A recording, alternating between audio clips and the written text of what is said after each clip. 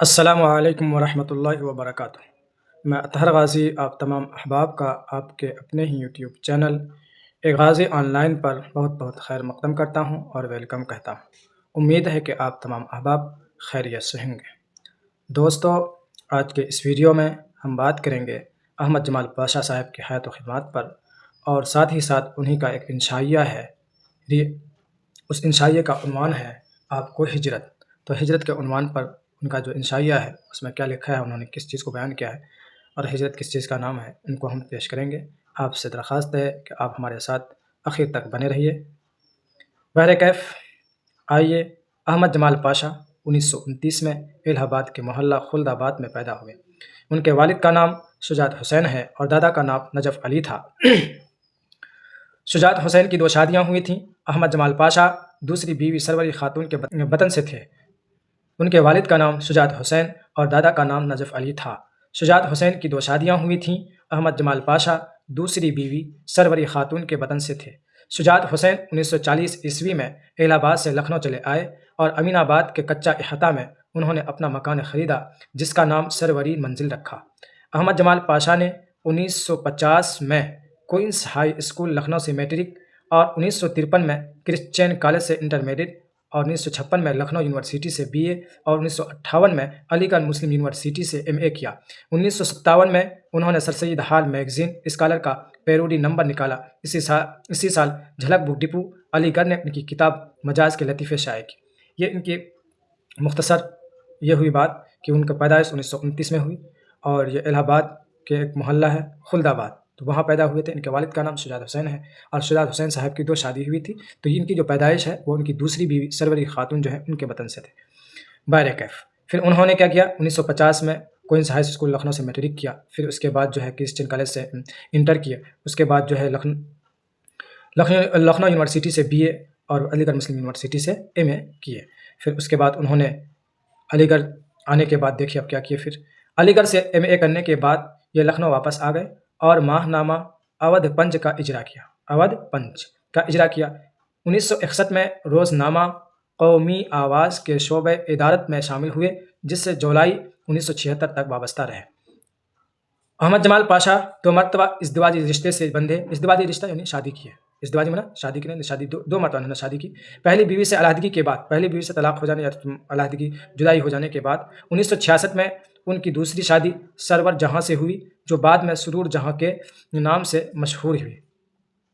یہ سرور جہاں بھی ہو سکتی ہے اور سرور جہاں بھی ہو سکتی ہے، اسی طرح آپ یہاں سرور جہاں جمال بھی پڑھ سکتے ہیں اور سرور جمال بھی پڑھ سکتے ہیں۔ 1976 میں وہ مستقل قیام کی خاطر اپنے سسرال سیوان چلے آئے، جہاں 1976 میں انہیں ذکیہ آفاق اسلامیہ کالج میں اردو لیکچرر کی ملازمت مل گئی۔ 28 ستمبر 1987 کو دوران ملازمت ہی دل کا دورہ پڑنے سے پٹنہ میں ان کا انتقال ہو گیا۔ دل کا دورہ پڑنے سے مطلب یہ کہ ان کا ہارٹ اٹیک ہوا، ہارٹ اٹیک کی وجہ سے ان کی موت ہو گئی۔ 19 ستمبر 1987 کو تلہٹہ ضلع سیوان میں ان کی تدفین عمل میں آئی۔ تدفین عمل میں آئی مطلب وہیں پہ وہ سپرد خاک کیے گئے، وہیں دفن کیے گئے، وہیں مٹی ہوئی، ان کی قبر وہیں پر ہے تلہٹہ میں۔ احمد جمال پاشا کل وقتی ادیب تھے، یعنی جب بھی ان کا نام پکارا جائے گا وہ ادیب ہی شمار ہوں گے۔ طنز و ظرافت ان کا خاص میدان تھا، جس کا اعتراف کرتے ہوئے غالب اکیڈمی نے 1986 کا ساگر سوری غالب ایوارڈ انہیں عطا کیا۔ ان کی اہم کتابوں کے نام اس طرح ہیں۔ اب یہ ان کے جو کارنامے ہیں وہ ان کے کارنامے آپ دیکھ لیجئے، ان کی کتابوں کے نام کس طرح اور کیا کیا ان کی اہمیت بہر کیف یہاں پر آپ دیکھ لیجئے۔ نمبر 1 ہے اندیشہ شہر، نمبر 2 پہ ستم ایجاد، نمبر 3 پہ لذت آزار، مضامین پاشا، چشم حیراں، پتیوں پر چھڑکاؤ، ظرافت اور تنقید، اردو کے 4 مزاحیہ شاعر، فن لطیفہ گوئی، ملا نصیر الدین کے لطیفے، مجاز کے لطیفے، شوکت تھانوی کی مزاحیہ صحافت، دنیا کی لوک کہانیاں، بہادر ٹمبا، ہجویات میر، غالب سے معذرت کے ساتھ۔ بہر کیف یہ ان کا مختصر حیات و خدمات تھے جو آپ کے سامنے پیش کی گئی۔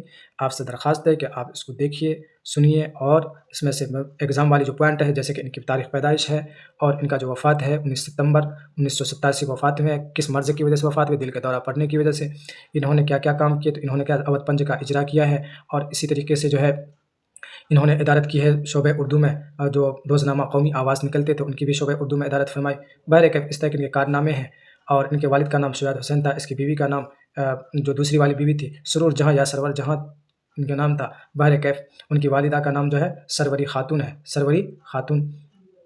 بہر کیف یہ سب کچھ ان کے ایگزام کے حساب سے مین پوائنٹ تھی جو آپ کو ابھی بتا دی گئی. آپ ان کو اس ویڈیو کو دیکھیں، اگر اچھی لگے آپ تو. اب جہاں بستی تھی وہاں زندگی کا ایک تازہ دم قافلہ سرگرم سفر ہے. کھچروں پر ان کے خیمے اور ضروریات زندگی لدی ہوئی تھیں. کسی پر معصوم بچے کلیلیں کر رہے تھے تو کسی گدھے پر بلیوں کے سامنے پنجرے میں میاں مٹھو دبکے بیٹھے ہوئے تھے. آگے آگے بنجاروں کا سردار بڑی شان سے سینہ تانے چل رہا ہے. ہر طرف کن آنکھوں سے دیکھتا جاتا.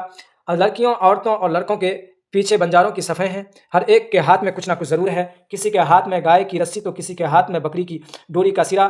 پیچھے پیچھے سر جھکائے کتے چل رہے ہیں، جیسے انہیں اس مقام سے انسیت ہو گئی ہو اور بستی کے اجڑنے سے ان کے دل ٹوٹ گئے ہوں. کہنا جہاں بنجاروں کی بستی تھی وہاں پہ کیا کر رہے ہیں لوگ؟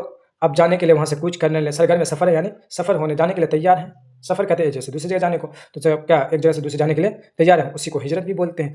اور پھر جو ان کے کھچر ہوتے تھے، گدھے ہوتے تھے، ان پر جو ان کے سامان ہوتے تھے، جو بھی ان کے ضروریات زندگی جو بھی ان کے پاس سامان ہوتے اس پر کیا وہ ڈال دیتے تھے. اور کسی پر جو ہے بچے گدھے پر سامان، گدھے کے اوپر سامان کے اوپر کہیں بچہ، کہیں بلی، کہیں طوطا پنجرے میں، کہیں مرغی. آپ نے دیکھا ہوگا آپ کے محلے سے، آپ کے گاؤں سے جب راستے سے کوئی بنجاروں کا جو ہے خانہ بدوش اسی کو بولتے ہیں کہ جب سفر جاتا ہو تو آپ دیکھے ہوں گے. ہم نے بھی اپنے بچپن میں دیکھا ہے اور اب بھی دیکھیں، اب بھی دیکھتے ہیں ایک جیسے دوسرے. اب تو وہ لوگ بھی ترقی کر گئے ہیں گدھے اور کچر کو چھوڑ کر کے. اب وہ لوگ کیا کوئی جیپ خرید لیا ہے، کوئی ٹیمپو خرید لیا ہے، یا کوئی گاڑی کرائے پہ کر لیتا ہے. موٹر سائیکل بھی اب ان لوگوں کے پاس ہے. تو بہرکیف اب وہ لوگ بھی ترقی میں ہیں. اللہ کرے کہ سب ترقی کرے تو خیر. بہرکیف اب تو گدھا کھچر نہ ان لوگوں کے پاس بھی نہیں رہا، لیکن پہلے ہوتا تھا. تو اس لیے ہم لوگوں نے تو دیکھا ہے، گدھا بھی دیکھا ان کے پاس، کھچر کو بھی دیکھا. سردار ہوتا تھا بنجاروں کا، وہ ایک دم سب سے آگے سینہ تان کے چل رہا تھا. اور پھر ہر طرف جو ہے وہ لوگ کنکھیوں سے دیکھتا، آنکھ کے جو کنارہ ہوتے اس طرح دیکھتا تھا. اور ایسا محسوس ہوتا تھا کہ بیچارہ جس جگہ ہے وہ ان سے بہت ان کو محبت ہو گئی ہے، اور وہ ان کو حسرت کی نگاہ سے دیکھتے ہوئے اور دیکھ کر چھوڑ کے جا رہے تھے. تو بہرکیف یہ ہجرت کے سما کو بتانا چاہ رہے ہیں کہ جب ایک آدمی ایک جگہ کو چھوڑ کر دوسری جگہ جاتا ہے تو ان کو کیسی تکلیف ہوتی ہے، کس طرح وہ دیکھتا ہے. تو اس طرح ہم اور آپ بھی کہیں اگر جاتے ہیں جہاں کچھ دن رہ چکے ہیں، اس جگہ سے چھوڑ کر کے دوسری جگہ جاتے ہیں، تو ایسا ہی ہم لوگوں کو بھی کیا ہوتا ہے، ملال ہوتا ہے، افسوس ہوتا ہے، اور کنکھیوں سے پلٹ پلٹ کر دیکھتے ہیں. بہرکیف شہر سے دور ریلوے اسٹیشن کے نزدیک اس بارونق بستی کی جگہ ایک سنسان اور ویران میدان ہے. اپنے مکینوں کو الوداع کہہ رہا ہے. میں نے سوچا بنجارے چل دیے. بنجارہ تو صدا کا خانہ بدوش ہے، وہ تو ازل سے غذا، چارہ اور پناہ کی تلاش میں ہجرت کے محور پر رقص کر رہا ہے. یہ مضمون نگار یہ کہنا چاہ رہے ہیں کہ ریلوے اسٹیشن کے پاس کہیں ان کا بسرا ہوتا ہے، کہیں یہاں کہیں وہاں. تو ریلوے اسٹیشن کے جو بسرا تھا تو وہ ان کی وجہ سے، بنجاروں کی وجہ سے کیا تھا، بارونق تھا. کیوں ریلوے اسٹیشن ایک ایسی جگہ ہے جہاں پہ بھیڑ بھاڑ ہو تو اچھا ہے، اور اگر خالی ہو تو ویران جیسا لگتا ہے. اسی طرح مارکیٹ ہے، مارکیٹ میں بھیڑ بھاڑ ہو تو وہ آباد معلوم ہوتا ہے، بارونق کہلاتا ہے، اور اگر خالی ہو تو ویران کہلاتا ہے. بہرکیف تو بنجارہ کہنے جب وہاں سے چلے گئے تو یہ سوچنے لگے تو بنجارہ تو ہمیشہ بیچارہ خانہ بدوش کے ہی طرح رہتا ہے یہاں وہاں، اور اپنے غذا، چارہ اور پناہ کی تلاش میں ادھر سے ادھر پھرتے رہتے ہیں. محور بنا ہوا، یعنی وہ اسی پر ٹکا ہوا ہے. ان کا بنیاد یہی ہے کہ وہ کیا ہے، ہمیشہ گھومتا ہی رہے، رقص کرنا یعنی گھومنا ناچ کرنا. یہ سلسلہ ابد تک جاری رہے گا. بھلا خانہ بدوش بھی کبھی کسی جگہ کے ہوئے ہیں؟ ان کے لیے تو ہر ملک مل کے ماست والا معاملہ ہے. اصل میں تو یہ سائبیریا کی موسمی مرغابیاں ہیں. سائبیریا ایک پرندے کا نام ہے، کیوں کہتے ہیں یہ موسمی ویسی مرغابیاں ہیں. ادھر وقت نے شمالی پہاڑوں اور وادیوں کا گھیراؤ شروع کیا، اور یہ وادی شمال کے برفانی حصار کو توڑ کر جنوب کے جانب پرواز کرے. شمال میں اتر اور جنوب میں دکن. کہتے ہیں کہ جو ادھر کا وقت ادھر ہوتا ہے تو یہ کیا ہوتا ہے، شمال سے پھر جنوب کی طرف اپنا کوچ کر کے ہجرت کر کے چلا جاتا ہے. یہ مرغابیاں، یہ جو پرندے ہوتے ہیں، یہاں سے کیا ادھر سے ادھر چلے جاتے ہیں. زمانے کی شکار بھی ان کی یلغار نہیں روک سکتی. نیلی جھیلوں اور خوشنما چشموں میں بسیرا لیتی، کھلے کرتی، ظلمات کے مسافر کی طرح برابر آگے بڑھتی اور بھٹکتی رہتی ہیں. بہار کی تلاش میں خزاں سے ٹکراتی، آندھیوں اور طوفانوں کا مقابلہ کرتی، مائل بپرواز رہتی ہیں، اور اس طرح سائبیریا واپس پہنچ جاتی ہے. کہتے ہیں کہ جب وہ سائبیریا سے نکلتے ہیں موسمی مرغابیاں، پھر ادھر ادھر کی ٹکر کھا کر کے پھر وہ خزاں بہار کی تلاش میں، وہ خزاں سے بھی ان کو پالا پڑ جاتا ہے، اور طرح بھی مشقتیں سے پالا پڑتا ہے. پھر وہ ادھر ادھر کی ٹھوکریں کھا کر پھر وہ سائبیریا پہنچ جاتی ہے. سائبیریا یہ پرندہ نہیں ہے، سائبیریا کیا ہے، ایک جگہ کا نام ہے. گویا شمال سے جنوب مشرق کی جانب وہ سرمائی تعطیلات گزارنے گئی تھی اور چھٹی ختم ہو جانے پر گھر واپس آ گئے. کہہ رہے ہیں کہ گویا وہ شمال سے جو جنوب گئی تھی، ایسے مشرق کی جانب وہ جو گئی تھی وہ کس لیے گئی تھی، وہ گویا کہ اپنی کی چھٹی منانا. سرمائی ٹھنڈی، موسم سرما کا اس کو بولتے ہیں، ٹھنڈی کے موسم کو، موسم خزاں کو. تو اس کی چھٹی منانے گئی، سیر و تفریح. جیسے کہ ہمارے بہت سارے احباب جانتے ہیں نا، گرمی کی چھٹی میں کہیں کہیں کا سیر کرنے کے لیے، تو وہ لوگ کیا ہے، ٹھنڈی کی چھٹی منانے گئے تھے. بہرکیف ان خانہ بندوشوں کے مقابلے میں مہذب انسان کتنا معذور نظر آتا ہے. اس کی خواہشات کا لال قلعہ تو بس ایک مکان ہوا کرتا ہے. जिसे वह زندگی بھر جوڑ بٹور کر مر کر کسی نہ کسی طرح بنا بھی لیتا ہے، پھر اس سے بقیہ زندگی بلکہ پشتوں تک طفیلی بیل کی طرح چمٹا رہتا ہے، چمٹا زندگی نچوڑتا رہتا ہے۔ خانہ بدوش کا گھر اور دھندا تو معصوم بچے کا ریت کا گھر ہے، خانہ بدوش تو زندگی کا کمہار ہے۔ کہہ رہے ہیں کہ ایک خانہ بدوش کے علاوہ جو دوسرے عام لوگ ہیں ان کی زندگی کیا ہے، وہ جوڑ بٹور کر کے توڑ تاڑ کے ادھر سے ادھر کر کے کمی بیشی کر کے وہ کسی طرح ایک اپنا گھر بنا لیتا ہے، پھر اس میں کئی لوگ اس میں رہتے ہیں، چمٹا رہتا ہے، زندگی بسر کرتا ہے اس میں، اور ان کا کچھ نہیں۔ لیکن بالمقابل اس کے خانہ بدوش کہ ان کی زندگی جو ہے ایک معصوم بچے کی طرح ہے، کہ وہ جیسے معصوم بچہ مٹی کا گھر بناتا ہے، توڑتا ہے، اسی طرح اس بیچارے کا گھر ہے کہ آج بنایا کل توڑا اور اپنی جگہ سے دوسری جگہ چلا کیا۔ ان کا گھر تو مٹی کا بچوں کی طرح ہے، معصوم بچوں کی طرح، گویا کہ وہ کمہار ہے کہ آج مٹی کا برتن بنایا کل ٹوٹ گیا، پھر کل بنایا پرسوں ٹوٹ گیا، ایسے ہی ہے۔ کمہار کہتے ہیں مٹی کا جو برتن ہانڈی وغیرہ بناتا ہے اسی کو کمہار بولتے ہیں۔ بہرکیف جس کے چاک سے روزانہ طرح طرح کے گروندے اور دھندے بنتے رہتے ہیں۔ ادھر ذرا کسی زندگی کے کھلونے کی شکل بگڑی اور اس نے اسے مٹی کے لوندے میں ملا کر پھر مٹی سان دی۔ کہتے ہیں کہ جو ہی کوئی برتن مٹی کا ٹوٹتا ہے فوراً اس کو کیا کرتا ہے، پھر مٹی میں ملا کر سان دیتا ہے۔ ساننے مطلب ان کو ملا دیتا ہے اور اس کو گوندھ دیتا ہے، ساننا مطلب گوندنا، وہ مٹی کو گوندھ دیتا ہے، پھر کیا ہوتا ہے اس سے پھر وہ دوسرا مٹی کا کھلونا بنا دیتے ہیں، سامان بنا دیتے ہیں۔ میں جب بھی خانہ بدوش کو دیکھتا ہوں تو مجھے ایسا محسوس ہوتا ہے کہ وہ سماج سے کٹے ہوئے ہیں اور رفتہ رفتہ اتنے مکمل کر چکے ہوتے ہیں کہ اب وہ خود ایک سماج بن گئے ہیں، جیسے زمین اور چاند اپنے اپنے مدار پر گردش ماہ و سال میں مصروف سفر ہوں۔ سماج سے کٹ کر وہ اتنے کمزور ہو گئے ہیں جیسے بڑے بھائی کے مقابلے چھوٹا بھائی۔ اسی لیے شہروں اور قصبوں اور دیہاتوں کی آبادیوں کے دلوں میں ان کے لیے کوئی جگہ باقی نہیں رہ گئی ہے، نہ عزت۔ اس لیے یہ برادر خرد بستی کے باہر کسی ریلوے اسٹیشن، تالاب یا افتادہ باغ کے پاس پڑاؤ ڈالتے ہیں، جہاں ان کا کوئی پرسان حال نہیں۔ افتادہ باغ یعنی جس باغ میں کوئی پھل فروٹ، یعنی جس جگہ کوئی ویران جگہ ہوتی ہے، کوئی صاف خالی میدان ہوتا ہے، وہاں پہ اپنا پڑاؤ ڈال لیتے ہیں۔ اسی لیے قانون کا آئینی شکنجہ انہیں کسے رہتا ہے اور ہر ناکردہ گناہ کی سزائیں انہیں خوش آمدید کہتی رہتی ہیں۔ انہیں قدرت کی گود سے چھین کر شہرت کے قدموں پر بھی اللہ متناہی سلسلہ جاری رہتا ہے اور بن بانس کا چاند گرہن میں رہتا ہے۔ کہتے ہیں کہ بیچارے خانہ بدوش جب یہ اس طرح ریلوے اسٹیشن وغیرہ تھے تو سماج سے یہ اتنا کٹ جاتا ہے کہ لوگ گویا کہ اپنا سماج کا اس کو حصہ ہی نہیں مانتا ہے، وہ ایک الگ سماج بن جاتا ہے اور پھر بیچارہ یہاں وہاں در در کی ٹھوکریں کھاتے رہتا ہے۔ پھر بہت سارے ان کو قانونی داؤ پیچ معلوم نہیں ہوتا ہے، جس کی وجہ سے قانون کے شکنجے جو ہے، قانونی لوگ جو ہیں ان پر ہر طرح کے ہر جگہ کا ظلم ڈھائے رہتے ہیں۔ بہرکیف میں جب بھی ہجرت پر غور کرتا ہوں تو اس نتیجے پر پہنچتا ہوں کہ ہجرت تو حضرت انسان کی شرشت میں داخل ہے، ہجرت تو انسان کی کیا فطرت میں داخل ہے۔ کیوں؟ اس لیے کہ آدم علیہ السلام سب سے پہلے آدمی جنہوں نے ہجرت کی کہ وہ جنت سے ہجرت کر کے کہاں ہے، زمین پر آئے۔ بہرکیف اس کی ہجرت کا سلسلہ تو جنت سے شروع ہوا تھا اور اسے حکم سفر ہوا تھا کہ جاؤ اور ہماری بنائی ہوئی دنیا میں آباد ہو جاؤ۔ یہ ہے آدم علیہ السلام کی ہجرت ہے۔ انسان جنت کی آرزو اور توقع میں روز آفرینت سے ہجرت میں مصروف ہے۔ کہتے ہیں انسان جنت کی آرزو اور امید میں جب سے دنیا پیدا ہوئی ہے، جب سے دنیا بنائی گئی ہے، تب سے کیا ہے، سفر میں ہے، تب سے ہے وہ سفر ہی میں ہے اور ہجرت میں ہی ہے، ہجرت میں ہی ہے اور سفر ہی میں، یہاں سے ہجرت کر کے وہاں جاتا ہے، وہاں سے وہاں جاتا ہے۔ یہ جنت سے نکالا ہوا ابن آدم پھر جنت تک کیسے واپس پہنچے، جو اس کی آخری اور مستقل اقامت گاہ ہے۔ اقامت گاہ یعنی ٹھہرنے کی جگہ، پناہ گاہ ہے، ان کا کیمپ ہے، جس میں پہنچنے کے بعد ہجرت کا اصلی سلسلہ اپنے ابدی سرے سے مل جائے گا۔ کہتے ہیں جہاں پہنچنے کے بعد ہجرت کا اصلی سلسلہ ابدی زندگی سے مل جائے گا، یعنی اب وہاں کوئی ہجرت وغیرہ نہیں رہے گی۔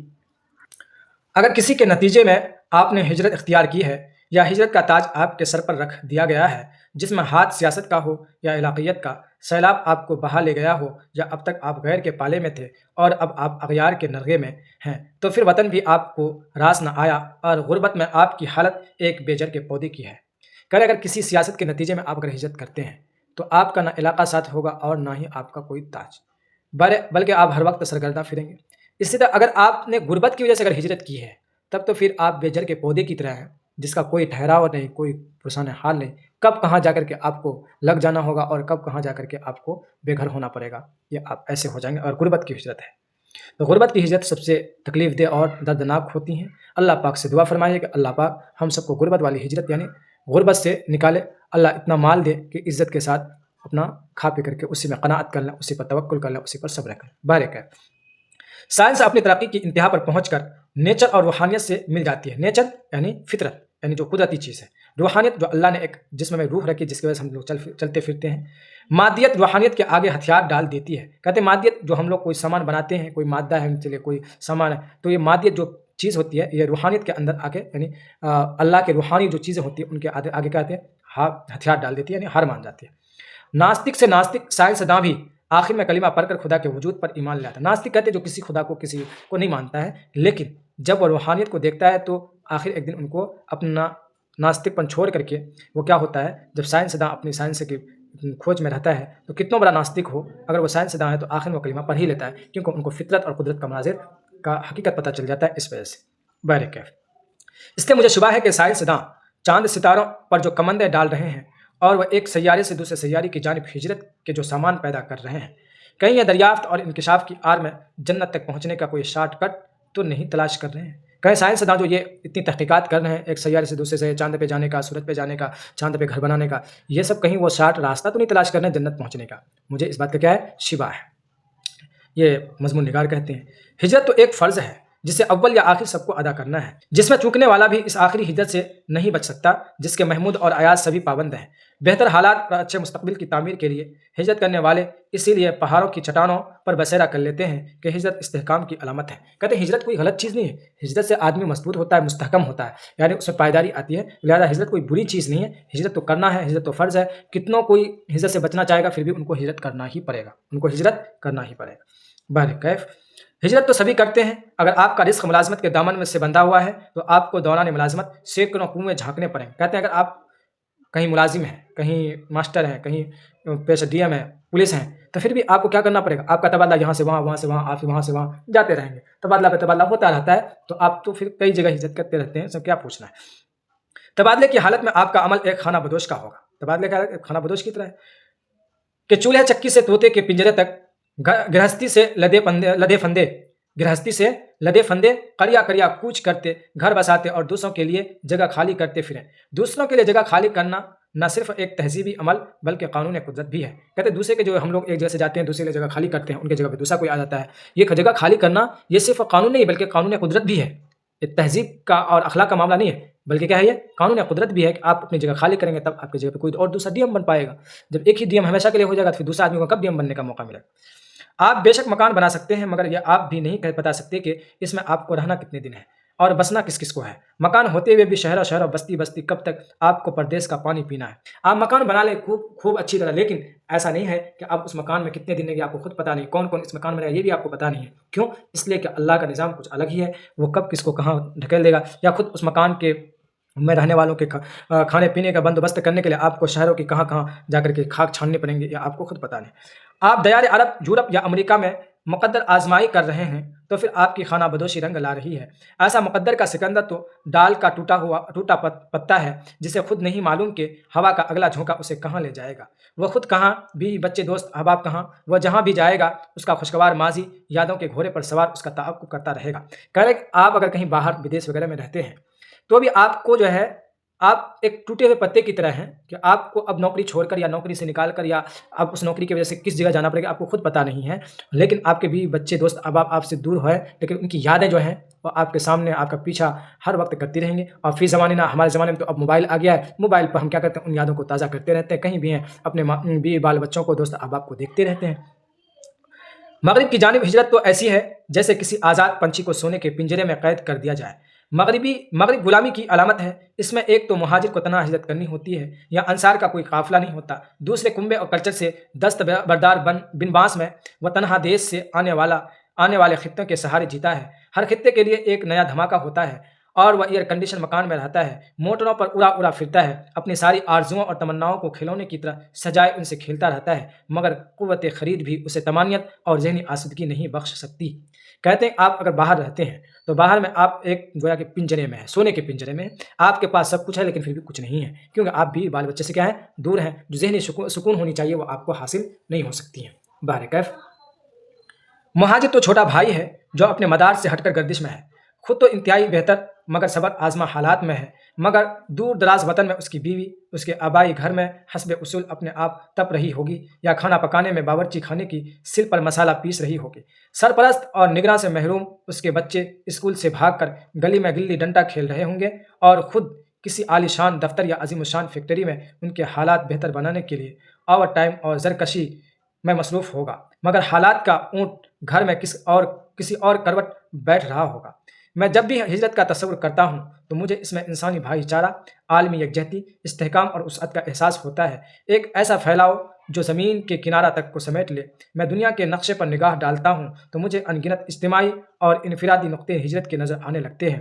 ہجرت تو دنیا کی قوموں اور آبادیوں کی تاریخ ہے، افراد کا نوشتہ ہے۔ ہجرت تو مسلسل عمل ہے جس کے بغیر متحرک اور فعال دنیا کا کوئی بھی تصور ممکن نہیں ہے۔ کہتے ہیں ہجرت کوئی بری چیز ہے، ہجرت تو بہت ہی اچھی چیز ہے۔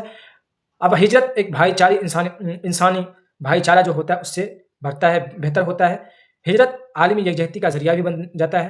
تو ہجرت کوئی بری چیز نہیں، بس ہجرت کو ہم اچھے نگاہ سے دیکھیں اور اس کے جو منفی پہلو ہیں اور ان کی جو خرابیاں ہیں ان سے ہم کنارہ کش رہیں اور ان کا اس ہجرت کا ہم غلط استعمال نہ کریں، ہم اچھے کام کے لیے ہجرت کریں، ہمارے لیے بہت فائدہ مند ہوگا۔ یہ سید جمال احمد پاشا صاحب کا یہ انشائیہ کے طور پر ایک ہجرت تھا جسے آپ ابھی سماعت فرما رہے تھے۔ آپ اس کو اچھا سے پڑھیے کیونکہ آپ کا اسی کے ساتھ میں ہم آبجیکٹو کچھ سوالات بھی آپ کو دیں گے، آپ اس کو حل کیجیے گا۔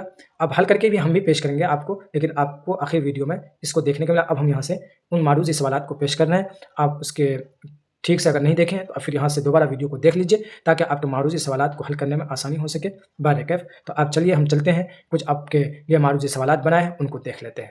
اگر آپ میں سے معروضی سوالات کا کسی کو PDF چاہیے تو آپ فوراً واٹس ایپ پہ میسج کر سکتے ہیں، آپ کو انشاءاللہ معروضی سوالات کے آپ کو PDF فوراً سینڈ کر دی جائیں گی۔ دوستو یہ معروضی سوال میں سے آپ کا پہلا سوال ہے احمد جمال پاشا اور انشائیہ ہجرت پر معروضی سوال۔ سوال نمبر 1، احمد جمال پاشا کا تعلق کس ملک سے تھا، یعنی وہ کس ملک کے رہنے والے تھے؟ نمبر A میں ہے ترکی، B میں ہے مصر، C میں ہندوستان، D میں ہے شام۔ تو آپ کہاں کے رہنے والے تھے؟ آپ صحیح آپشن دیکھ سکتے ہیں کہ صحیح جواب ہندوستان، یعنی C آپشن ہمارا صحیح ہے۔ اس لیے احمد جمال پاشا کا بنیادی پیشہ کیا تھا؟ شاعری، انشائیہ نگار، افسانہ نگار، مضمون نگار۔ تو آپ کیا تھے؟ انشائیہ نگار تھے، صحیح جواب ہمارا یہ ہے۔ اسی طریقے سے تیسرا سوال ہے کہ انشائیہ ہجرت کا مرکزی موضوع کیا ہے؟ وطن کی محبت، ترک وطن کا دکھ، تعلیم کی اہمیت، سفر کی لذت۔ تو آپ دیکھ سکتے ہیں B نمبر صحیح ہے، یعنی ترک وطن کا دکھ۔ اسی طریقے سے سوال نمبر 4 میں ہے احمد جمال پاشا کی تحریر میں کون سی خصوصیت نمایاں ہے؟ فلسفیانہ گہرائی، طنز و ظرافت، قومی احساس، سادہ بیانی۔ تو اس کا صحیح جواب ہے طنز و ظرافت۔ سوال نمبر 5، ہجرت انشائیہ میں مصنف نے کس جذبے کو اجاگر کیا ہے؟ مذہبی جذبہ، ترک وطن کا درد، تعلیم کا مقصد، قربانی کا پیغام۔ تو کیا ہے صحیح جواب کا ترک وطن کا درد۔ ہجرت انشائیہ کس اسلوب میں لکھا گیا ہے؟ مکالماتی، بیانی، تمثیلی، خطی۔ تو کیا ہے کہ آپ صحیح جواب ہوگا بیانی۔ سوال نمبر 7 میں احمد جمال پاشا نے اپنے انشائیہ میں کن الفاظ کا زیادہ استعمال کیا ہے؟ مشکل الفاظ، سادہ اور پر اثر الفاظ، انگریزی الفاظ، مذہبی اصطلاحات۔ تو صحیح جواب کیا ہوگا کہ سادہ اور پر اثر الفاظ۔ سوال نمبر 8 میں ہجرت انشائیہ میں مصنف کا لہجہ کیا ہے؟ غصہ انگیز، سنجیدہ اور درد بھرا، مزاحیہ، خشک اور علمی۔ تو صحیح جواب ہوگا سنجیدہ اور درد بھرا۔ سوال نمبر 9 میں احمد جمال پاشا کی تحریر انشائیہ زیادہ تر کس موضوع پر ہوتے ہیں؟ سماجی اور اخلاقی، جنگی، سیاسی، رومانی۔ تو ہمارا آپشن نمبر A صحیح ہوگا، یعنی سماجی اور اخلاقی۔ سوال نمبر 10 میں ہجرت کا مفہوم کیا ہے؟ تو آپ دیکھ لیجئے، رہائش اختیار کرنا، ترک وطن کرنا، تعلیم حاصل کرنا یا عبادت کرنا۔ تو جواب نمبر ہمارا B صحیح ہوگا، آپشن نمبر B صحیح ہوگا، ترک وطن کرنا۔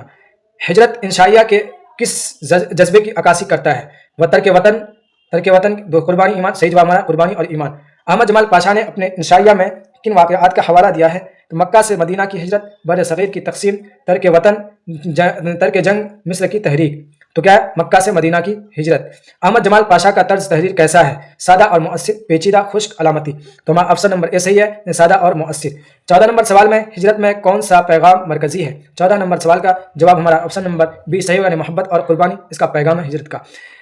سوال نمبر 15 احمد جمال پاشا کے ادبی اسلوب میں کیا نمایاں ہے؟ تصوف، حقیقت نگاری، اصلاحی پہلو، جذباتی پیپی۔ تو اصلاحی پہلو کیا ہے؟ نمایاں ہے۔ انشائیہ ہجرت کی زبان کیسی ہے؟ تو اس میں ثقیل، شگفتہ، رواں۔ صحیح جواب ہوا شگفتہ اور رواں۔ 17 میں احمد جمال پاشا کے نزدیک ہجرت کا مطلب کیا ہے؟ دنیا سے کنارہ کشی، باطل سے حق کی طرف سفر، مکان بدلنا، تجارت کرنا۔ تو آپشن نمبر ہمارا B صحیح ہے، باطل سے حق کی طرف سفر کرنا۔ سوال نمبر 18 میں ہے احمد جمال پاشا کے استاد کون تھے؟ آپشن نمبر ہمارا A صحیح ہوا، شبلی نعمانی۔ سوال نمبر 19 میں انشائیہ ہجرت میں کس ادبی خوبی کی مثال ملتے ہیں؟